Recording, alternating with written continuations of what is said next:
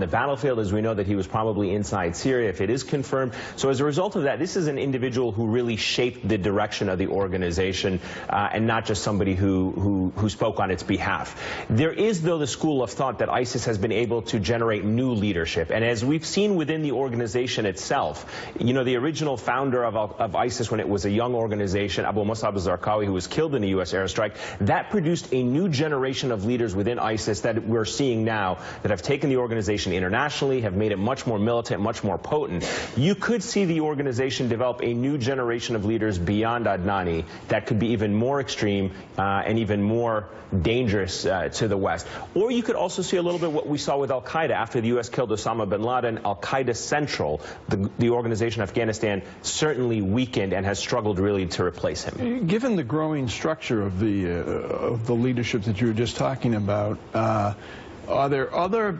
bureaucratic elements of ISIS in Europe as opposed to just Syria? Are we making a mistake here in the United States thinking, oh, we've cut off the head now of ISIS by killing him? But, I mean, the structure is such that there are other leaders throughout Europe. Yeah, I think ISIS operates on two different fronts. Internally within the battlefields of Syria and Iraq, they have a very cohesive organization. They certainly have fighters. They certainly have members, and they're trying to create a state. I mean, they even have things like taxes and stuff like that. But what they really are much more dangerous in when it comes to projecting outside of its borders is the ideology. It's the lone wolf types of attack. It's the franchises of individuals, and this is where Adnani played a very important role. He was able to tap into these young people, disenfranchised. Even if you were to say that the Orlando shooter was inspired by him, he answered that call because Abu Muhammad Adnani put out the call saying, we want young individuals around the world to attack the West in whatever ways, with trucks, with guns, with stones, what have you, with knives.